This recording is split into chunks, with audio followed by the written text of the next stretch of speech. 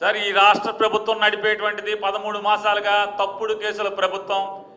ఇచ్చిన మాటలు కానీ, ఎన్నికల హామీలు కానీ, మేనిఫెస్టో కానీ, ఈ రాష్ట్రానికి కావలసినటువంటి అభివృద్ధి కానీ వాళ్ళకి పట్టదు. కేవలం ఎర్ర బుక్కు పరిపాలన, ఎర్ర పుస్తకాల్లో ఏం రాసుకున్నారు, ఇంకా ఖాళీ పేజీలు ఉంటే కొత్తగా ఏమి రాయాలి, ఎవడి పేరు రాయాలి, వైఎస్ఆర్ కాంగ్రెస్ పార్టీలో ఎవడు క్రియాశీలకంగా ఉంటున్నాడు ఆ నెలలో ఈ కేసుల్లో ఇరికించాలి. ఎవడు భయపడతాడు కేసులకి? ఇవాళ వీళ్ళ అభివృద్ధి చెప్తున్నా అండి. రాజధాని విజయవాడ, కృష్ణా జిల్లా, వీళ్ళు పరిశ్రమలు స్థాపించేస్తున్నామని చెప్తున్నారు కదా. పరిశ్రమల శాఖకి కమిషనర్ లేడు.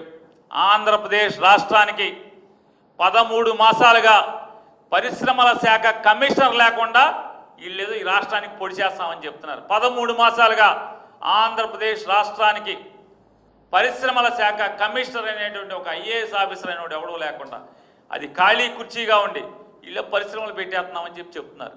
కాబట్టి ఇది ఒక దివాళాకోరు ప్రభుత్వం, తప్పుడు ప్రభుత్వం, దొంగ కేసులు, తప్పుడు కేసుల ప్రభుత్వం, ఎర్ర బుక్కు ప్రభుత్వం ఇది.